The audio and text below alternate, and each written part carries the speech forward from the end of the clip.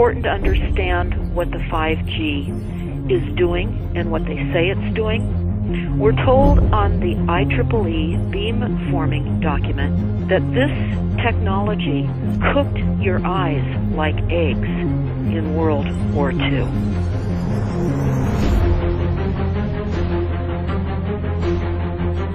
And you all need to understand these are military weapons.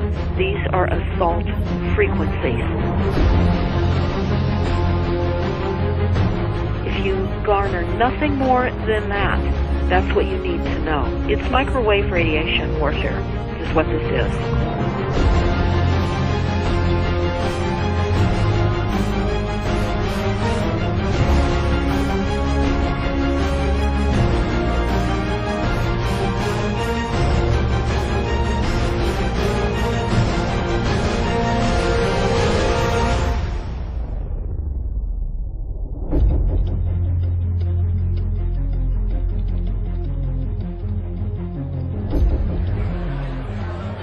Ladies and gentlemen, please join me in welcoming to the National Press Club Federal Communications Commission Chairman Tom Wheeler. It's an honor to be here at the National Press Club. The first generation wireless, 1G, was voice. The second generation, 2G, allowed both talk and text. The third generation, 3G, the internet, in a limited way. And today's technology, 4G, completed that digital migration. But if anyone tells you that they know the details of what 5G is going to become, run the other way. This video is brought to you by the number 5 and the letter G. And pretty soon, everything else will be too. I have to tell people 5G is a killer. I'm Mark Steele. Anybody who hasn't heard me, I'm a weapons systems head-up display expert, one of the leading experts in the world. I've actually brought cover in relation to this, and the reason I became an expert was because I invented them. What I'm going to say to you today, do not believe a single word I say. Not one. I want you to do your own research. You'll find it's absolutely terrifying. You got your buddy card? Aye. Oh, good lad. Right, because I can talk to that. This 5G roll-up is a weapon system. I've got a letter in with central government because I know about weapon systems more than anything other. In Britain, in a place in the north of England called Gateshead, a scientist there called Mark Steele has been very publicly and actively warning people about the effects of LED streetlights, which he says in Gateshead are emitting now 5G. Right, what's the crack? Yeah, lads. I'm just having a word with these Gateshead council workers about replacing these transmitters on these lights that are causing harm and assaulting the community. This is an existential threat to the economy, to the environment and humanity. If these transmitters are everywhere, then everyone's at risk, surely.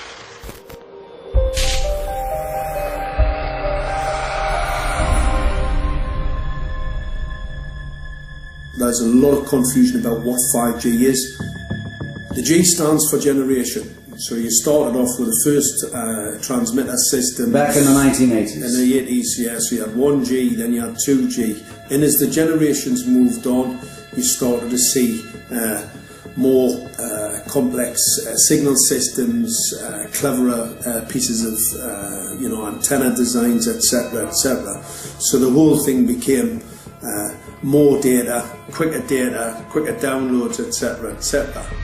However, 5G is something completely different. Alright, let's get a breakdown. Let's tell the people what this really is. This is the 5G transmission device.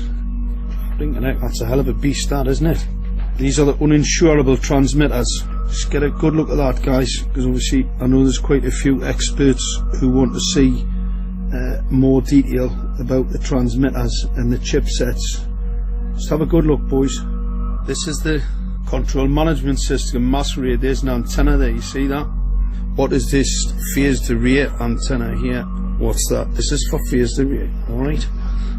As you'll see, it's got a driver, it's got some chip there. It's one chip. Look at the chipsets on this. This is your dystopian world. What did Gateshead Council say? I'll tell you what, I think we better send some of these educated fools back to school, or just send them to prison, whichever's the easiest. I think prison's probably better. Alright, that's 5G, guys. That's 5G hardware.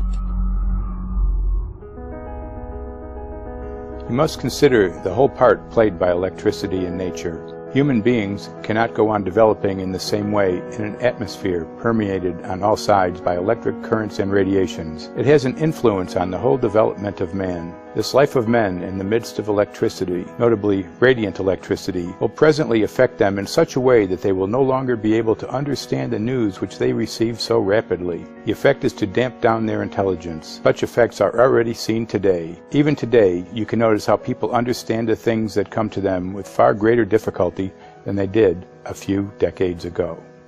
Rudolf Steiner, 1924. Rudolf Steiner noted that in 1924, since then our atmosphere has become far more permeated with electric waves of widely diverse types. There's no doubt now that electric waves, electromagnetic forces, cause direct biological effects. There's thousands of peer-reviewed papers on this subject. There's no doubt about it. But what are these effects? How are they affecting us? What can we do about it? We're now at a stage where we're putting in what's called 5G, which is a special type of broadcast for high-density information transfers. And it turns out that this is the same frequency bands that are used in crowd dispersal weaponry.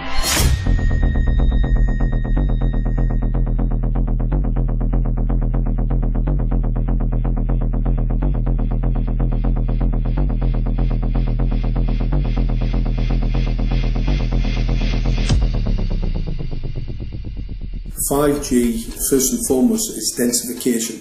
So it's significantly more transmitters in close proximity to a human, and it is also a sophisticated, illegal, unlawful transmitter.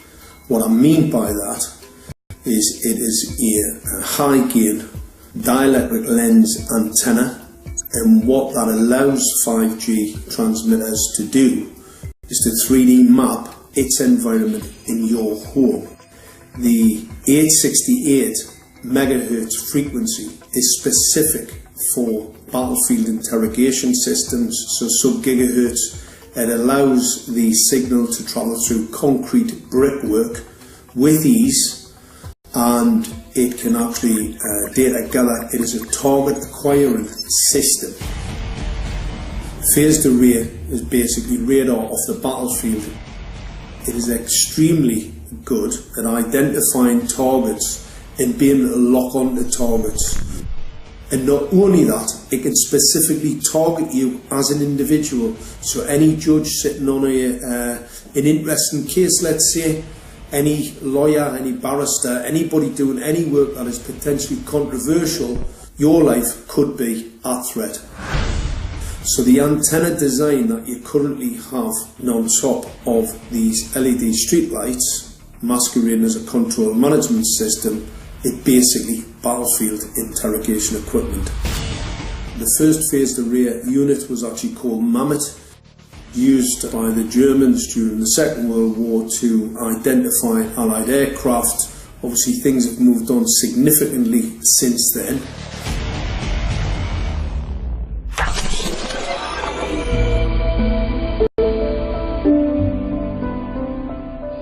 Well, I joined the Royal Navy in 1960, and I specialised in microwave warfare.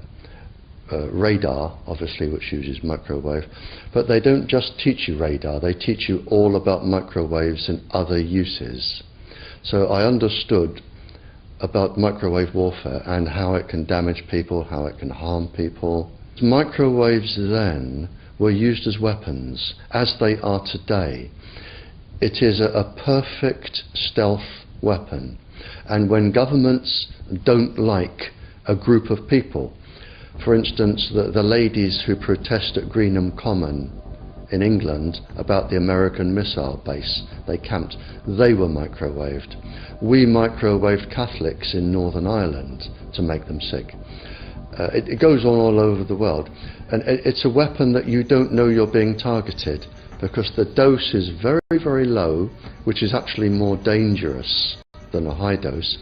It's very, very low, and it may take a year or two, but you can cause neurological damage and cancers with low-level microwaves, and you can make all your opponents sick.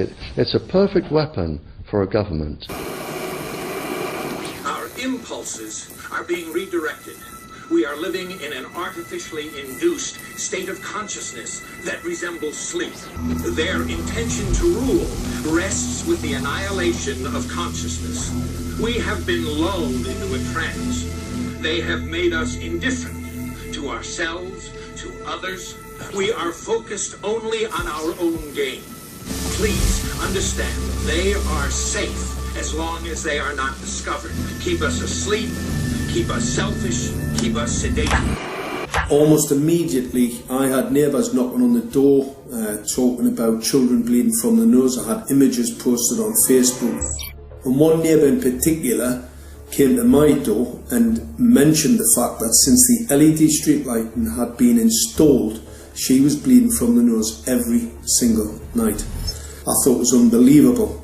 However, I spoke to another neighbour who lived not far from the first lady who mentioned this, and she also confirmed that since the LED street lighting had been installed, she also had started to develop nosebleeds and had never had nosebleeds before in her life. That then put me on a journey to investigate. I measured microwave radiation levels from the transmitters on top of the LED streetlights. The basic 868 megahertz, it was significantly higher than the current Council of Europe 1815 resolution, which is a maximum of 600 millivolts. I've measured up to over 3,000 millivolts. 5 to 6 times higher than the guidelines. Significantly higher than the current Council of Europe 1815 resolution, which states that 200 millivolts should be the maximum. The Bioinitiative report states that it should be significantly less than that. So we've got the Council of Europe, that's, you know, the international criminal courts are stating that, you know, the learned judges have said that 200 millivolts, and I'm measuring in bedrooms in Gateshead minimum 600 and up to 4,000. Does this mean that in 2020, 2021, when 5G is destined to roll out globally, that you're going to get those kind of readings everywhere all the time? Everywhere all the time. Worse than that? Worse than that. Yes, 5G will connect the Internet of everything. If something can be connected, it will be connected in a 5G world. Hundreds of billions of microchips connected in products from pill bottles to plant waterers, requiring massive deployment of small cells. We won't wait for the standards. Now, to make this work, the 5G build-out is going to be very infrastructure intensive. We must reject the notion that the 5G future will be the sole provenance of urban areas. The 5G revolution will touch all corners, and that's damn important. The interconnected world of the future will be the result of decisions we must make today.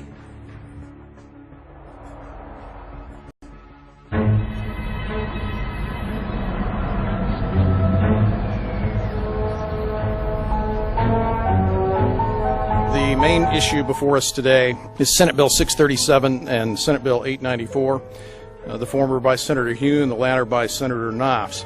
We're going to invite the first 4 witnesses in support of the legislation, and that would be John Jones with Sprint, David Lewis and Andy Emerson with AT&T, Neil Krevda with Verizon, and Frank Alcavetti Jr. with T-Mobile.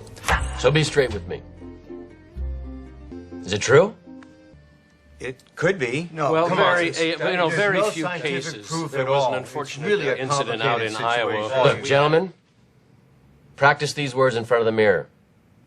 Although we are constantly exploring the subject, currently, there is no direct evidence that links cell phone usage to brain cancer.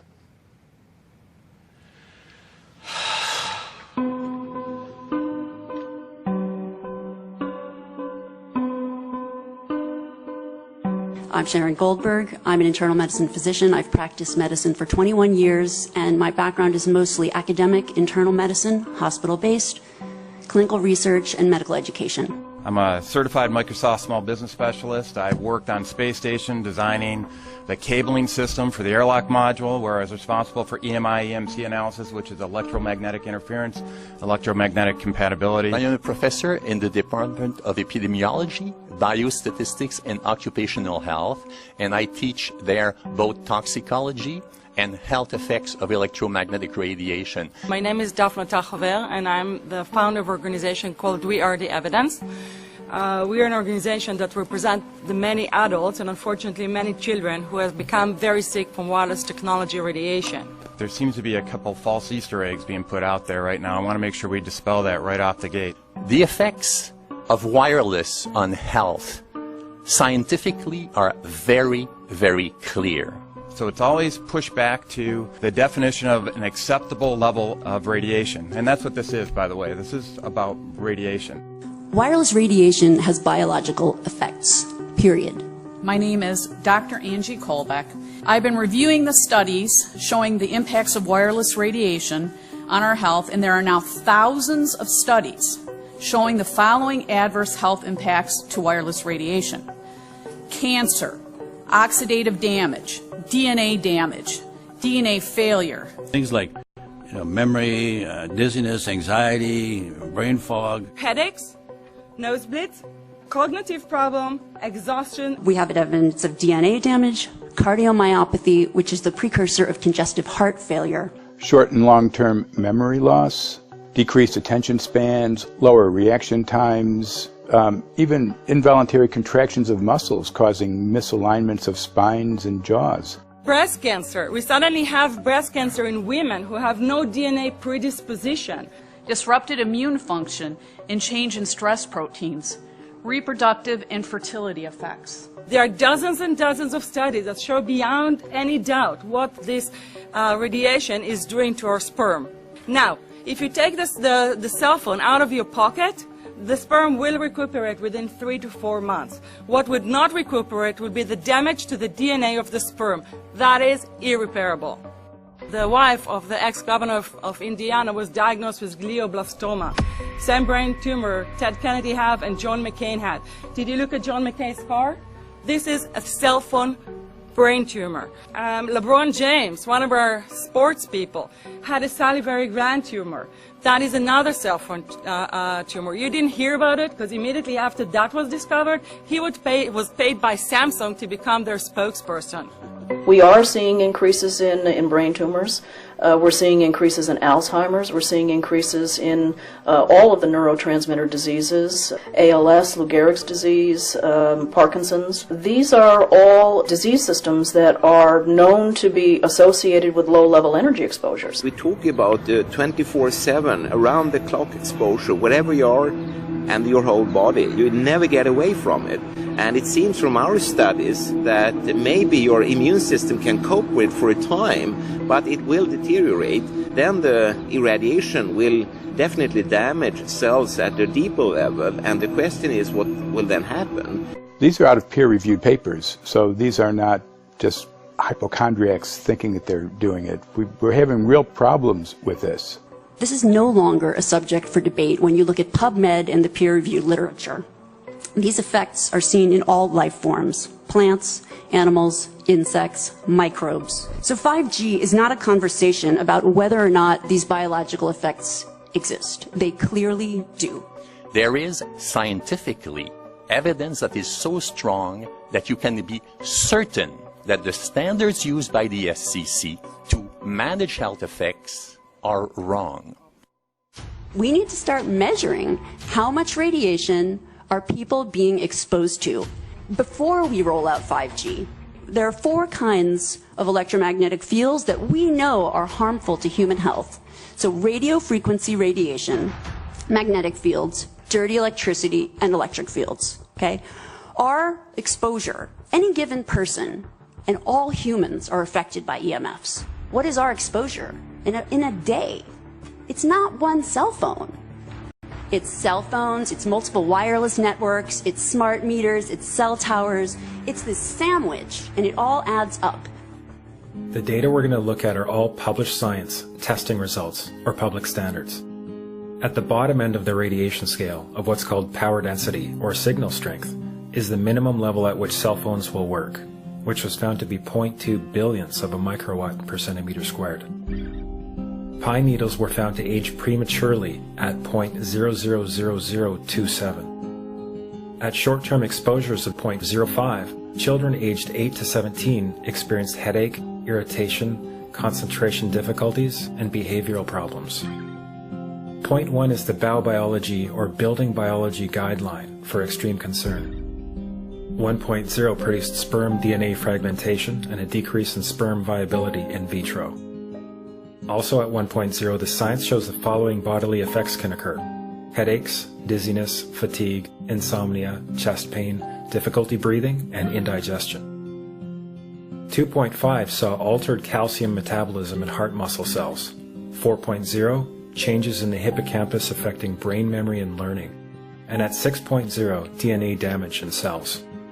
So, where are smart meters on this list? Electrical Power Institute in December 2010 measured a single Itron smart meter with pulses up to 7.93 microwatts per centimeter squared. Our own testing indicated approximately 8.0 with 1 meter. These tests are at a close distance, approximately 1 foot away from the meter, but an infant's crib could be just as close on the other side of the wall where the meter or bank of meters are installed. Even though there are all these known health effects at levels far lower, Switzerland, Liechtenstein, and Luxembourg see fit to set the standard at 9.5. And China, Poland, and Russia, 10.0. This is the same level at which behavior has been altered, producing reflexes of avoidance following 30-minute exposures. A room of 12 smart meters, very common and even a conservative number in an apartment building, tested at 19.8 microwatts per centimeter squared. This is hundreds of times higher than levels which clearly indicate harmful effects. So how can utilities and governments get away with forcing these devices on everyone? This is how. In Canada and the US and several other civilized countries, the safety limit is set at 600 to 1,000 microwatts per centimeter squared. This so-called safety limit is literally tens of thousands of times higher than levels which are known to damage health according to peer-reviewed published science.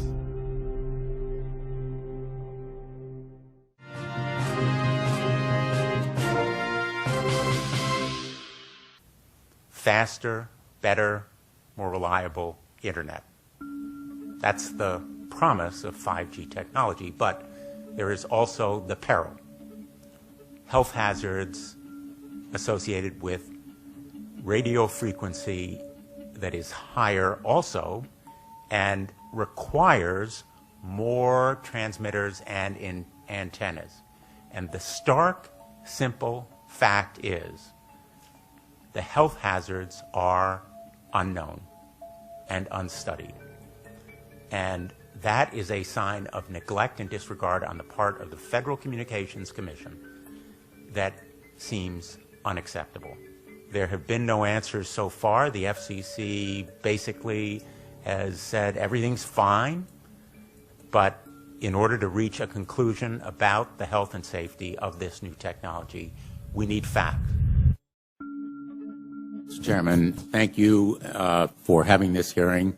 5G, as you well know, also uses higher frequency waves that don't travel as far and will rely on a network of hundreds of thousands, potentially millions of small cell sites. And the question then is, are there any health implications, any public safety implications to those additional sites that are likely to be located close to homes, schools, workplaces, and closer to the ground? Correct? Correct, Senator. Yes. So my question for you, particularly Mr. Gillen and Mr. Berry, how much money has the industry committed to supporting additional independent research? I stress independent research. Is that independent research ongoing? Has any been completed? Where can consumers look for it? And we're talking about research on the biological effects of this new technology. Thank you, Senator. I think, thank you for your focus on the issue.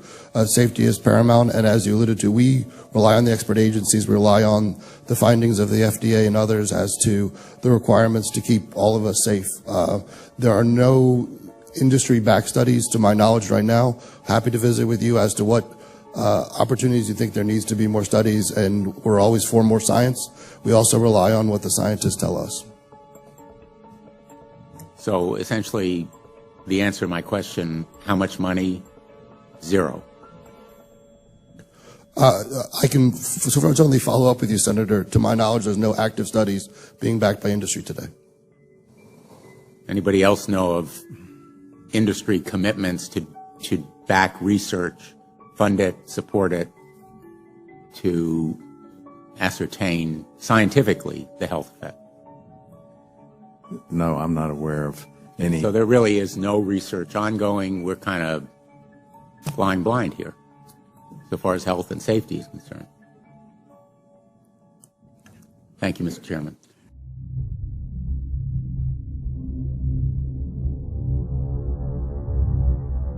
You're a trained medical professional. Yes. We don't have one on the panel. What are we to make with of the American Cancer Society, for example, telling us there's no evidence of harmful product? Many of these organizations have conflicts of interest. Very briefly, if you can, what do you mean by conflict of interest? One of the first things that you teach residents is that you always have to look at the funding. There's a tremendous amount of sponsored research by people who are hired to do studies to find no effect. And that's plagued this field in a number of countries. The radio frequency radiation work that we did was supported by Motorola. The relationship was really very cordial and very stress-free, but only up until we started generating data. These folks were very, very upset and began to talk about how are they going to handle this, what sort of spin can we put on this, what can we expect from this, and from that point on the relationship changed. What we saw was that Motorola began to exert more and more control over the work, telling us what to do, telling us how to write abstracts, what to say in the abstracts, what to say in the papers, how to do the work. No, don't do this. Yes, do it this way. This was unacceptable. I had completed our study of DNA damage, and I submitted the final report to Motorola. They simply weren't willing to accept my interpretation of my study, my evaluation of my study, my knowledge of science at that point, and tried to urge me not to publish the study. Did you hear about people coming to you as far as having complaints about illness? We were made aware of health complaints following installation of smart meters, and we wanted to verify this using our field work. So I measured the field of about 30 different people while they stood 1 foot in front of the smart meter, and in every single case the human energy field was obliterated as they stood in front of the smart meter. So in our first slides, what we see is normal cells, and the structure of the cells is intact and sound. This is what we would expect from a normal sample. So after 2 minutes of exposure in front of the smart meter at about 1 foot away, we see a totally different story. Sample 1, you can see a lot of degradation in the cells. The cell walls have been broken, and you see changes in the cells which are called mycoplasma. It shows a mutation to the cell. In the second sample, we see a different type of degradation to the cell membranes. You can see a corrugation here. This is called bottle cap formation, and it's known that this occurs due to oxidation or exposure to free radicals. So this third subject, when we did her sample, she had to be pulled away from the meter after 45 seconds because she complained about an increasingly severe headache. And here you see a phenomenon called rouleau, where the red blood cells are stacking up, which makes it very difficult for the blood to deliver oxygen to the tissues as they would be their normal function. Every single one of these is a degradation. Every single one of these shows a trauma to the blood cells, and that came from something, and the only variable was the smart meter. The good news in all this is the patient and the blood can return to normal once they have been removed from the influences of these stressors.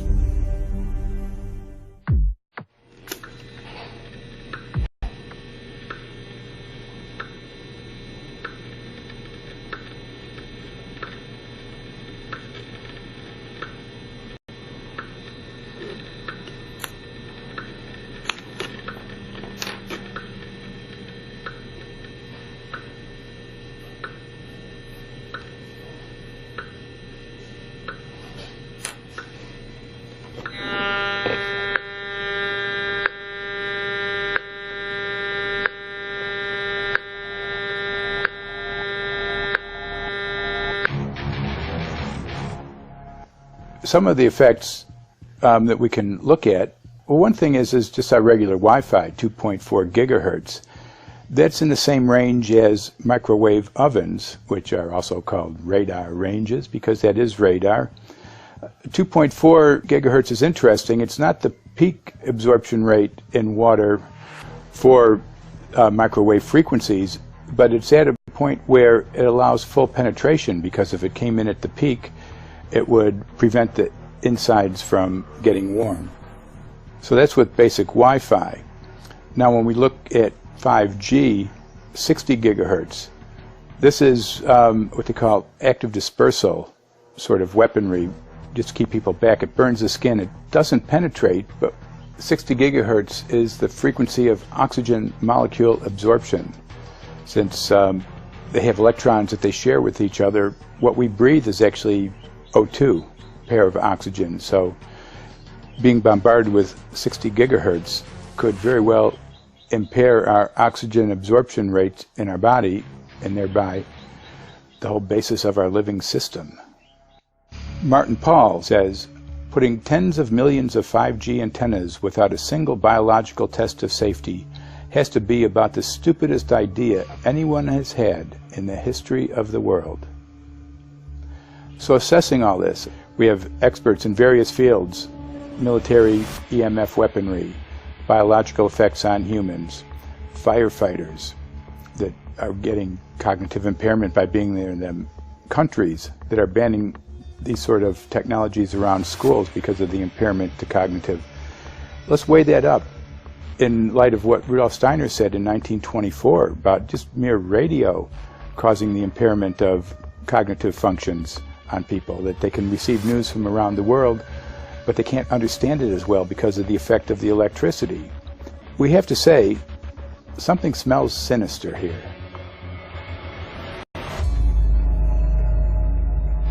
With the 5th generation, it's actually a whole new ballgame. It's not using the same technology. They're switching to military-grade millimeter wave technology. And when you look at this technology, I mean, if you go and look at DARPA reports, come and look at some of the patents that the United States military has put out on what they can do with psychological weapons, all sorts of things, crowd control, active denial, anything you can think of, this is what they can do with 5G. So any type of military application you can think of which has an electromagnetic base, they can do with 5G. And they're putting this out blanket across the population. Ladies and gentlemen, the President of the United States. Good evening, my fellow Americans. In the councils of government, we must guard against the acquisition of unwarranted influence, whether sought or unsought, by the military-industrial complex. The potential for the disastrous rise of misplaced power exists and will persist. We must never let the weight of this combination endanger our liberties or democratic processes.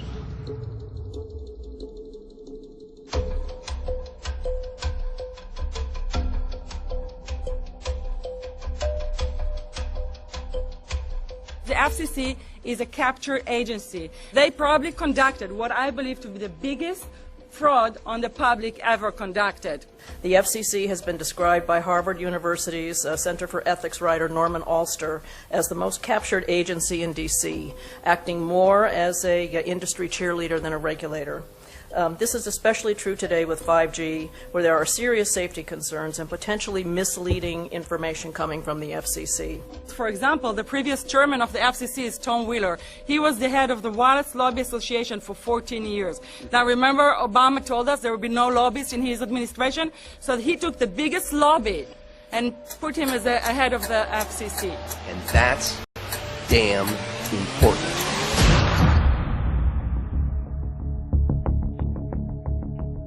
In 1993, the FCC started a rulemaking to adopt the IEEE regulations on this issue. IEEE is an engineer association. Why is it that we adopt regulation of engineers who maybe know how to measure this radiation when it's passing a wall, but not when it's passing a body? All our health agencies objected it, saying that it makes no sense to adopt engineer association, that they had not even one biomedical person on their team. They're effectively indemnified against adverse health impact lawsuits when the acceptable limits are higher than the limits actually shown to show harmful health effects. The FCC guidelines were developed for short-term exposures, 6 minutes, 30 minutes, depending on it's a phone or an outdoor exposure, and they have absolutely no connection to the biological effects that have been very clearly summarized in the Bio Initiative. So as you can see, there's a number of individuals in this room today that have serious concerns about this as regards to their health. If one of your companies decides to put one of these small cells up at a pole that's within, say, 50 feet of one of their houses, what recourse do they have to say, is there a way to move it somewhere else? There's language in the bill so that the authority can require the applicant to come forth with certification of compliance with the FCC's rules related to radio frequency emission. Remember that denial of request or denial of permit request that you can put in? It's going to point back to the acceptable levels as determined by the FCC, not the EPA or not the CDC, the ones who usually take care of health concerns, but by the FCC, which is staffed by former members of the telecommunication industry. That's the fox guarding the hen house. It's a fact that most insurance companies will not indemnify against EMF effects. Telecom companies around the world are warning their investors of potential major costs due to real or alleged risks of EMF pollution from their products. Interestingly enough, they're warning their investors, but they're not telling their customers. They're basically keeping it quiet because that's where their money comes from. So we're using technology that could be very potentially harmful to us, and the investors know it. But their only worry is that they might lose money, not that our health might be affected.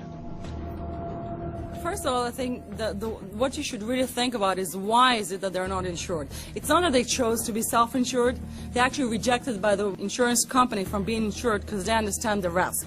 And so the insurance companies, the big insurance companies, will not insure the telecommunications? So there's insurance companies, and then there's what's called secondary insurance companies. Secondary insurance companies are the insurance companies that insure the insurance companies. So in an event, an insurance company, let's say I insure Verizon, and it may not be able to meet the claims, then the secondary insurance company is kicking in. Like Lloyd's of London. Sorry? Like yes, Lloyd's of exactly. London. So two leading ones would be Lloyd's of London and Swiss Re. Both told the insurance company not to insure the wireless industry, and this is why they're not insured. And that should give you a hint. Now, this is exactly why they have to prevent a health lawsuit. And how do they prevent lawsuit? That goes back to Section 704.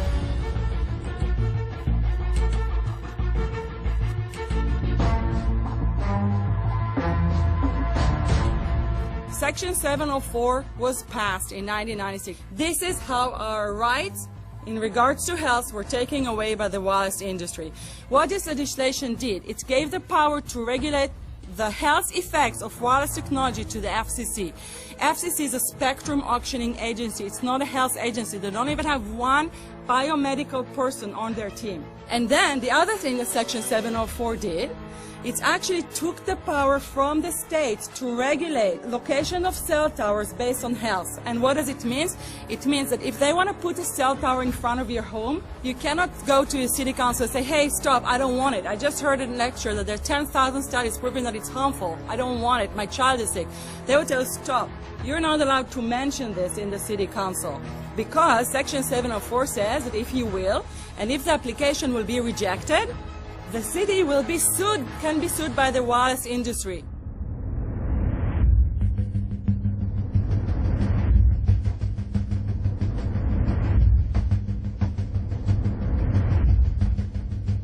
A major U.S. government study on rats finds a link between cell phones and cancer. Very first government study linking the radiation from cell phones to cancer. 2-decade, $30 million federal study out today found there is some evidence of a link between cell phone radiation and brain cancer. Professor, what is the NDP? I've heard that study several times. NDP is what? So it's a $25 million study on the rats and mice that was supposed to demonstrate that there were no effects of radiation below thermal. And in fact, it demonstrated exactly the opposite. And it follows on the heels of two major studies on animals that said exactly the same thing. And that study was designed perfectly to make sure that it cannot be challenged, that there will not be any doubt. That's why it took them 14 years. That's how they prevented discussion of health. And why do they want to prevent discussion of health if there's no problem with health? Simply put, FCC is completely unprepared, unable, and possibly unwilling to oversee 5G for safety, even as it barrels toward us. They are falling back on tired definitions and panaceas long since disproven by science.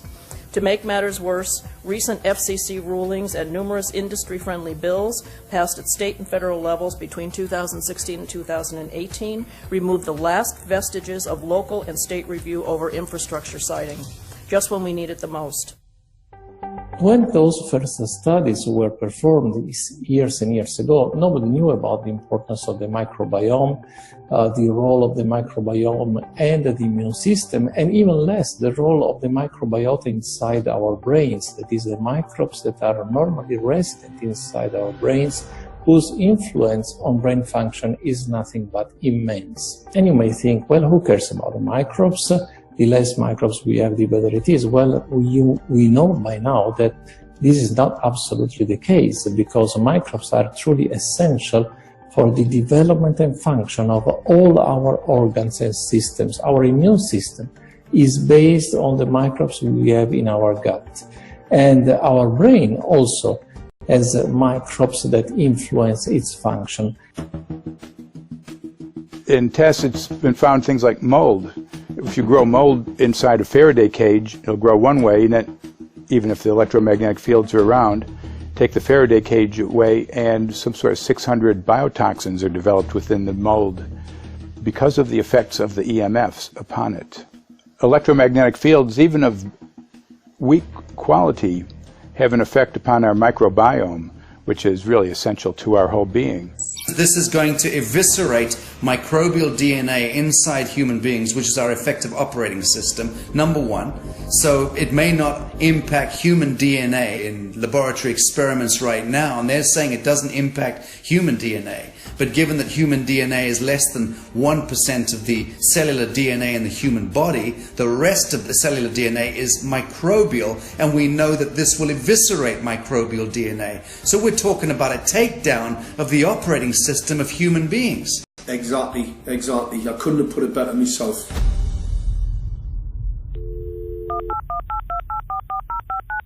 John Brandt. Good morning, Mr. Brandt. Wow, this is Amanda. From Hi, how are you?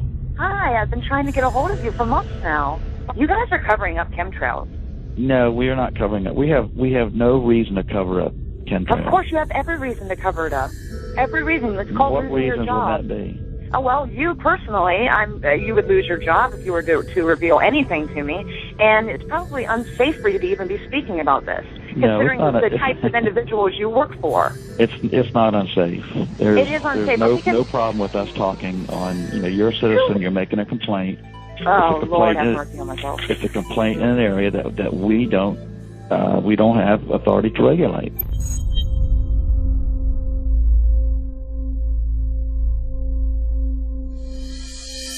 So the connection between chemtrails and 5G. It's all interconnected. The metallized particulates, that would allow the 5G phased array, so basically the radar, that would allow it to be able to identify you, so it can watch you, it can identify you in your own home 24 hours a day, 7 days a week. For the last X amount of years, we've been through chemtrailing, and that is now the cat is out of the box. We've had these nanoparticulates raining down on humanity for years now, impregnating our bodies, by best accounts staying inside our bodies. Those nanoparticulates, what you're saying, are building up a kind of a phosphorescence glow capability so that we can be flagged up in our homes, behind concrete and steel, inside bunkers, in the basement, doesn't matter where you are. The 5G will be able to now triangulate, map and read you, because you as a living being are impregnated with these nanoparticulates, which are acting as a kind of transmission and reception technology. It's exactly, absolutely exactly.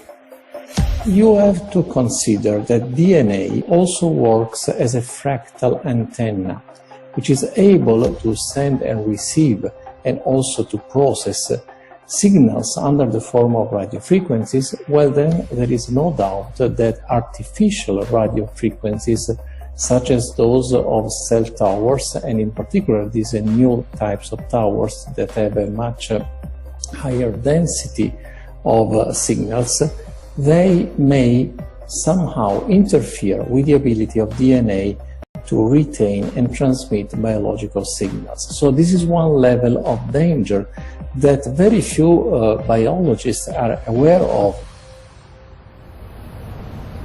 How much effort was put forward to address this, what most of these people are, or many of these people are here for, which are the health concerns? Was there any dialogue back and forth? Was there any working, was there many studies evaluated to look at regarding this area? Maybe not every person that has concerns on the legislation was brought to the table. Okay, so from your perspective, you feel that there was a legitimate amount of time to evaluate the data that the opposition would have on this? Absolutely, and I wouldn't put forth something that I didn't believe in. And I'll tell you, as I mentioned earlier, and it's been commented several times amongst the panel here, this is truly an economic development issue. Our 3-year-old, again at home, is outraged when we pull out the driveway and he's not able to access Wi-Fi.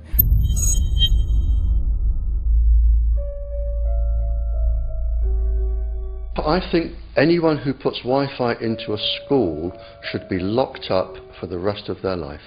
I really do. I think they're not fit to walk on the surface of this planet because they haven't looked at the research, and whatever incentive they have, it is not worth the genetic problems that parents are going to face with their children when they're born. France has banned Wi-Fi in nursery schools and put warnings out for regular schools because they're finding there's impaired learning capacity in children when they're around Wi-Fi. And they have to put up warning signs where they put Wi-Fi transmitters. When I got sick and I learned that they're putting Wi-Fi in the schools in Israel, I was very sick at the time, but I could not tolerate the thought that children in the schools will become as sick as I have. And after a few months of correspondence, I submitted a Supreme Court case in Israel to ban the use of Wi-Fi in the schools and replace them with wired network.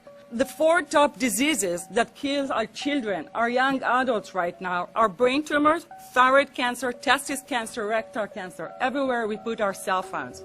And a lot of our children are sick and they're being misdiagnosed and mistreated because the wireless industry has put billions and billions of dollars in the past 30 years to mislead the public as to the health effects and keep the public uninformed. We are performing an experiment on children. We are exposing children to microwave radiation for 6 hours during every school day. We have had absolutely no studies looking at the long-term effects of this radiation on young people or even on adults. A considerable amount of research shows that developing brains and bodies of children are much more affected than adults. And there are clear indications of a link between increased electromagnetic fields and autism spectrum disorders. We took 10 autistic children and went back to the sleeping location where the mother was when she was pregnant with that child and compared it with the sleeping location of a mother that gave birth to healthy children. We had 10 mothers in that group, 10 mothers in this group, and in the group of the autistic children we found that the measurements that we got for the microwave exposure was elevated compared to the group of children that were normal. The fetus is affected. The exposure to man-made electromagnetic fields has become the first factor that could be isolated ever in autism that could predict autism. The fifth generation of wireless technology, or 5G as it's being rolled out worldwide without safety testing. Let me say that again, without safety testing. And how we've got scientists and doctors and environmental organizers saying, stop this. Because in terms of the effects of wireless radiation, the science is in. Wireless radiation can lead to cancerous heart tumors, brain tumors, DNA damage. Wireless radiation is linked to infertility, to autism, Alzheimer's, and more. And guess what? All the effects that I just listed, those are some of the effects that are known according to the technology that's being seen today. First of all, you have to know that we know that the other EMFs that we're exposed to are already known to be health risks. And basically that 5G, because of the frequency that's going to be used and because of the extraordinarily high pulsation levels that will be used, is a much bigger threat to our health than the things that we already have, which are very substantial threats to our health. We're not just talking about the intensity. We're talking about the frequency and the very high level of pulsations. There's a huge literature which shows that pulsed EMFs, EMFs that pulse up and down very rapidly, are in most cases much more biologically active than our non-pulsed EMFs. Every single wireless communication device communicates via pulsations, but the industry completely ignores this issue. The problem with 5G is that they're planning to put out tens of millions of these antennae all over the place without doing one single biological safety test. Are you implying possibly that we, the consumers, are the guinea pigs since they haven't really done tests to see the effects in a smaller setting? I mean, that's not an implication, it's a statement. We are, yes. Cancer is not the main concern that I have. I'm really concerned about sperm count and about effects on pregnancy. How many of you know that 1 in 6 American couples is unable to have a child when they want to? How many of you know that last year the birth rate in this country dropped the most that it ever has in recent history, 3% in a single year?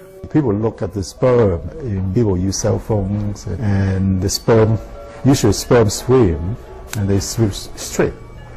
But if you expose them to radio frequency, mobile phone waves, they swim in a circle. Studies have been done here in Australia, taking sperm from healthy men.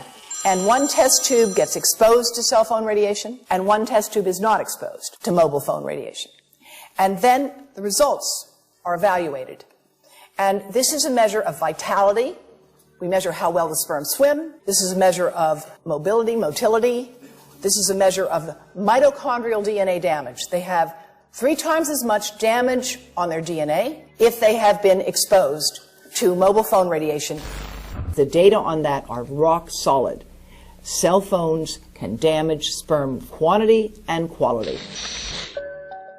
Your embryo, your uterus in the fetus, where your child is developing for the first 100 days, in the ovaries, the eggs do not have that protection. So they are at maximum risk from radiation. And for the first month or so, you wouldn't even know you were pregnant. You wouldn't even be taking precautions. That is the main danger area. So you give birth to a daughter, but her ovaries are now contaminated. She may be normal, she may be genetically damaged, but her ovaries are at the most risk. So when your daughter grows up and she becomes pregnant and has a baby, this is where one of these eggs will be fertilized and come out. So the real damage here is your grandchildren. That is where it is going to show most. Do you think that there is a chance that within the third generation of females, they may be irreversibly sterile? Not in the third generation, but in the fifth generation, and that would for humans be something in the order of 150 years ahead of us. And of course, then it's too late to say that you are sorry, and it's very too late to say stop. There is a wealth of papers. I mean, we're talking about thousands of published papers in the scientific literature, few of which, or sometimes none of which, have entered the official documentations from authorities and likewise. So I think it's really time to have an independent compilation of data. Such was done at August 31st, 2007 in the form of the Bioinitiative report, of which I was one of the authors. And then we put together approximately 2,000 scientific references on a little bit more than 600 pages, clearly saying that if you, for instance, if you are a rat or a mouse or a cell or a molecule, you should definitely not allow yourself to be exposed to this. And in the meantime, we have this full-scale experiment using our own kids. One interesting case, John Patterson, he was a telecommunications engineer in Sydney, Australia. Very brilliant man. For 20 years, John tested Telstra digital systems. Over the time, he realised the dangers of electromagnetic radiation. It disrupts the bioelectric system of your body, which is really your brain, your nervous system, how your muscles talk. And he tried warning of these effects through different agencies, through his company. Got all the test gear out and measured it and drew up a report, and I was immediately removed from service. Finally, in 2007, he took matters into his own hand. He commandeered a used British Army tank and went and destroyed 6 cell phone towers in Sydney, Australia, because he wanted to stop this. He was trying to make a point. The message was that how dangerous it was. You know, these people were elected by us to manage our infrastructure in a responsible manner. That is the sole purpose of government if it's going to exist at all. And if it doesn't do that, then it has no right. It is invalid. So we need to pull this infrastructure down. We really do. But in order to do that, I mean, we can't just be some violent domestic terrorist. You've got to bring this awareness to the people that these towers are doing them damage. You don't need bandwidth that fast. And they're not doing it so you can download movies quickly. They're doing it so they can track every single thing you do and bring in this social crediting system to control even everything you think. There's a story about a lady called Claire Edwards. She was a United Nations staff member, and she was warning of the potentially catastrophic dangers of 5G technology. I took the issue to the UN Secretary General, Antonio Guterres. He is a physicist and electrical engineer, and lectured on telecommunication signals early in his career, yet asserted to me that he knew nothing about the dangers of 5G. Current public exposure levels are at least 1 quintillion, that's 18 zeros, 1 quintillion times above natural background radiation, according to Professor Olle Johansson of the Karolinska Institute in Sweden. The highly dangerous biological effects of EMFs have been documented by thousands of studies since 1932, indicating that we may be facing a global health catastrophe orders of magnitude worse than those caused by tobacco and cigarettes. 5G is designed to deliver concentrated and focused electromagnetic radiation in excess of 100 times current levels in the same way as do directed energy weapons. There is currently an international appeal signed by 237 EMF scientists from 41 nations urging the UN and particularly the WHO to exert strong leadership in fostering the development of more protective EMF guidelines, encouraging precautionary measures and educating the public about the considerable health risks, particularly the risks to children and fetal development. Sorry, because we are talking with someone that is a little bit ignorant on these things. We're talking to the Wi-Fi systems. I become worried because I put those devices in my house. I will have to, I confess my ignorance on this.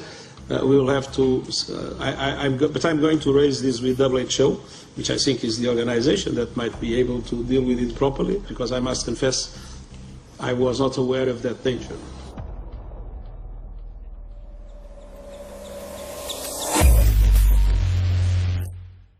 In 1996, when the Telecommunications Act was passed, in it was a provision essentially that kept local officials from addressing health issue concerns when approving or not approving a cell tower. So that's correct. But then something new is happening. We've talked a lot about it on the Solari report, thanks to Jason Bogdan-Smith and his website EMF Warriors. But this is new. This is very, very new. So you're basically, sending out an appeal on something that in one sense hasn't happened yet. This is not just an incremental change. This is a big step up. It's a sea change. An onslaught's not an improper word. It's a bombardment. So instead of a cell tower 1 mile or 2 miles from you and you still have cell phone service, we're going to have antennas every block, and some poor soul is going to have one mounted to a utility pole maybe less than 20 meters from their home.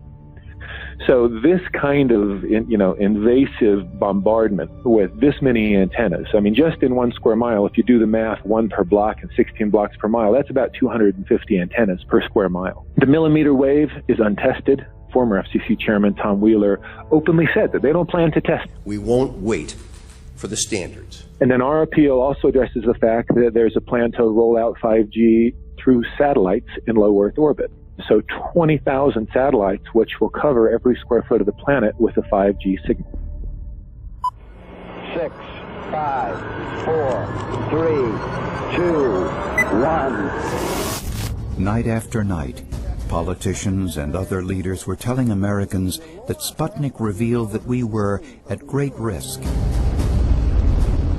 Not just our pride, but our security is at stake. If Russia wins dominance of this completely new area, well, I think the consequences are fairly plain. Probable Soviet world domination. We choose to go to the moon in this decade and do the other things, not because they are easy, but because they are hard. Because that challenge is one that we're willing to accept, one we are unwilling to postpone, and one we intend to win. Welcome, everybody, to the White House. This is White House 5G Summit. My name is Justin Clark. I'm the Director of Public Liaison, and we are thrilled to have you here today. Really happy to be joined by a lot of leaders in industry, members of Congress and the Senate, White House leaders on this, and people from the FCC. Before we start, one, we are government, so don't assume we know anything, okay? I do agree. I don't know anything.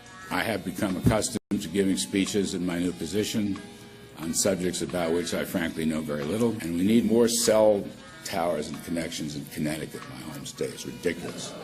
The U.S. is in the lead thanks to our private sector as well as the work of the FCC and this administration overall. But China and South Korea and many other countries are eager to claim this mantle. We have every intention to deploy 5G first and reap the benefits of faster and more robust wireless. Yes, I hope we beat China, of course. And get to gigabit speeds and low latency, and the race has begun. Let there be no mistake.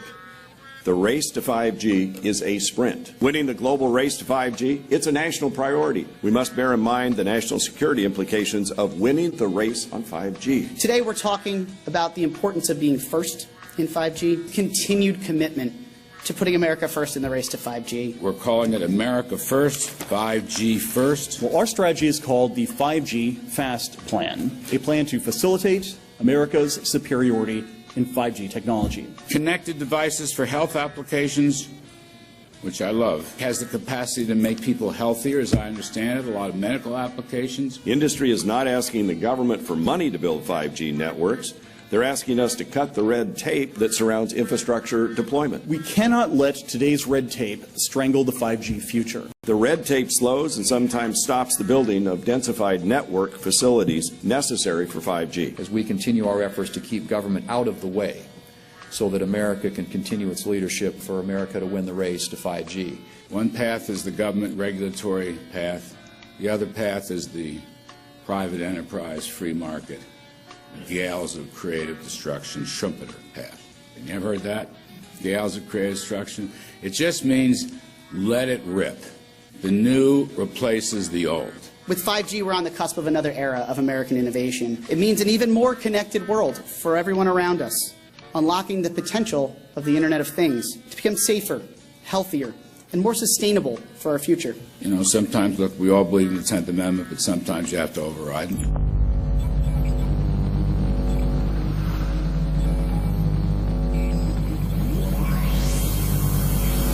By the way, the 1996 bill permits that kind of override. We're not here to be completely heavy-handed, but sometimes you got to do what you got to do. And some of these states or cities that don't want to cooperate want to shake us down. We can't allow obstacles and barriers to stop this movement. That's all.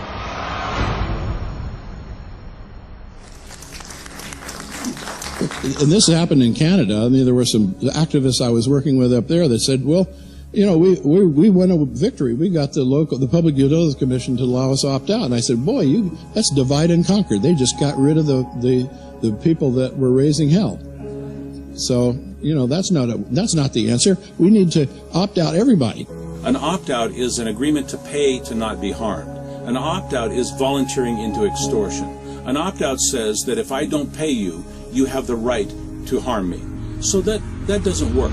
This is a mandate. This is being pushed down your throat by a company that is not responsive, by a government that is not responsible, and it's being done in a collusion that's designed to undermine the individual rights of individual people in communities across the country and around the world.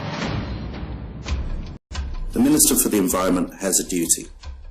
His duty is primarily to ensure that there is cleaner, better, healthier environment for people in this country. It's a simple duty. He also has a responsibility in regard to science and innovation to make sure that that happens. What seems to be happening here, in fact one could say undoubtedly happening here, is he's using science and innovation to ensure that our right to life is threatened. There have been no public debates. There is no public discourse. There are no public disclosures as to why, when, how, what is going on in regard to 5G. That by itself is a breach of ministerial responsibility, and one which we really should look at in terms of a private prosecution against the ministers who have failed to protect our right to life. Okay, smart technology, smart meters, smart cars, not that smart, huh? What does smart mean? Anything that has smart attached to it, secret militarised armaments in residential technology. That's where smart came from. And smart, every bit of technology that you see today has all been developed for either some type of battlefield, some type of intelligence gathering system, and obviously these developments have to be commercialised, and people have actually took them into their homes. The definition of a smart grid is a wireless system that will fundamentally turn every single appliance in your home into the equivalent of a transmitting cell phone. That's every computer, every television, every furnace, every air conditioner, every coffee machine, every printer, every single appliance that you have in your house will eventually, in a smart grid, have an antenna that's embedded into it that will transmit your usage data to a smart meter on the outside of your home that will then transmit your usage data to another tower receiving that usage signal that will then go to the utility company for supposedly billing purposes.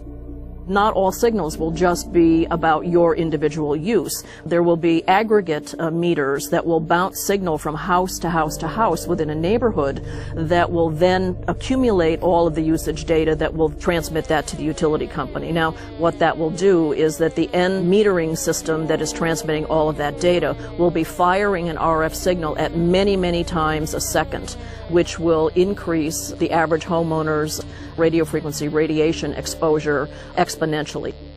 This picture shows some aphids on the leaf of an orange tree shortly after radar equipment was installed at a nearby airport a number of years ago.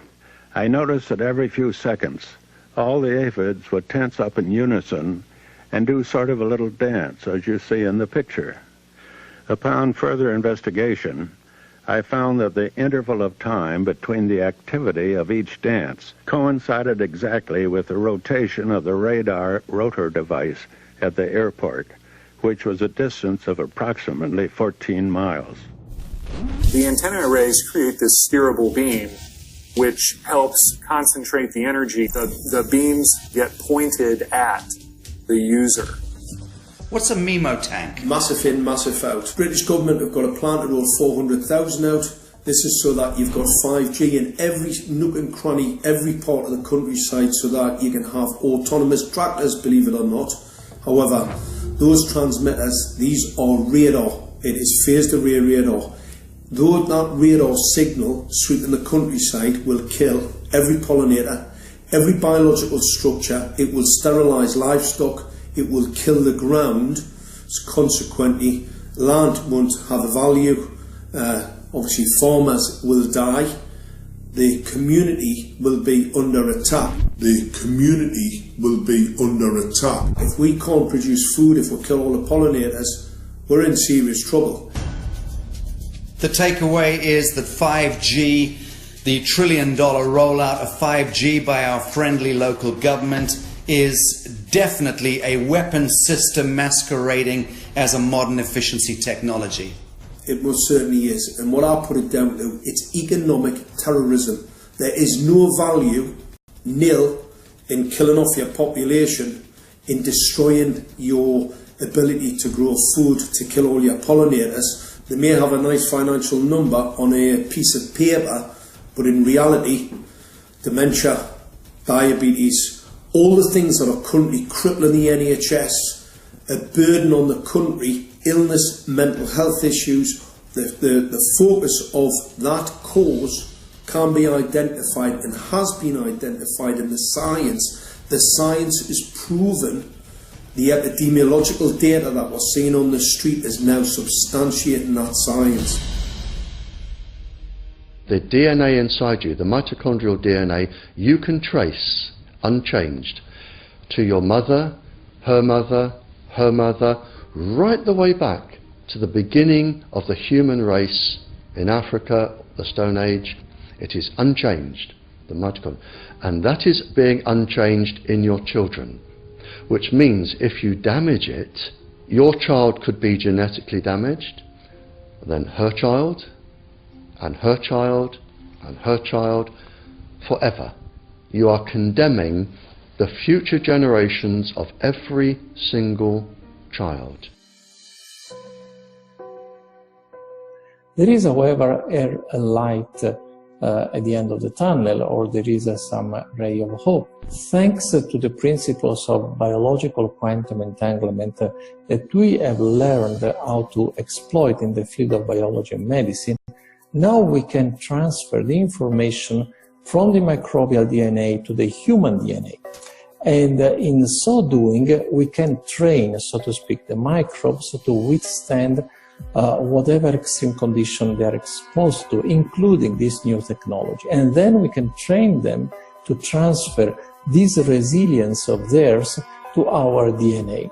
So let's say that there are good reasons to be worried about the introduction of these new technologies, but fortunately, since the knowledge in the field of quantum biology, in the field of microbiome medicine is advancing as fast as potentially harmful technology, then we can exploit this knowledge to protect ourselves from any real potential or perceived danger from these new technologies.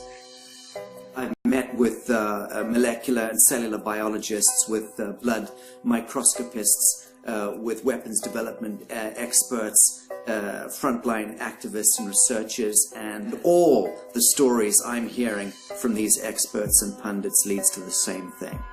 5G is almost certainly the end game. It is an extinction event brought into our homes, into our classrooms, onto the high street, into the very cells and DNA in our human bodies.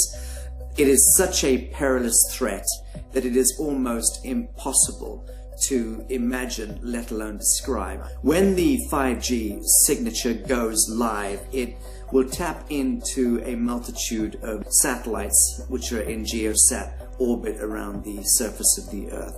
Millions of surface antennas will pick up that signaling and will then scatter the signaling into hundreds and hundreds of millions of different micro antenna systems set up on street lamps and even in your home, which you're not aware of incidentally. The LED light bulbs in your home invariably contain the micro or nanotech lens flare capacitors which will receive the 5G signaling, and it will proliferate the 5G signaling everywhere by exploding the signal into billions of photons which will target everything all at the same time. This is stealth technology. This is invisible science. But what it means in simple terms is that you will be flagged up, visible, trackable inside your own home. Anywhere you move on the surface of the Earth, they will have a lock and load tracking capability over you. You will be visible to invisible masters, each one of us, all the time. Today, our governments and the corporate sector have managed somehow to infiltrate the mainframe of our civilization and are pushing through a $20 trillion infrastructural rollout without any, and I mean without any, health science running behind it. There have been no tests. Your government and your health authorities are either in collusion on this matter of genocide and ecocide, or they're just damn stupid, and I would suggest it is the latter. Shame on the technologists and the electricians who are furthering this technology in our homes, in our offices, in our streets. Shame on the legislators and the parliamentarians and the troglodytes and bureaucrats that proliferate our society today. Shame on that echelon for putting their signatures to contracts which allow the fast tracking of this technology into our homes and onto our high streets. Shame on the parliamentarians and international leadership whose wet ink signatures and seals of office are sanctioning and permissioning the rollout of something which is arguably the greatest threat to humankind. Shame on each one of us who now fail to get up out of our homes, walk out of our front doors, and challenge every so-called authority who dares to violate our bodies, our homes, and our future generations.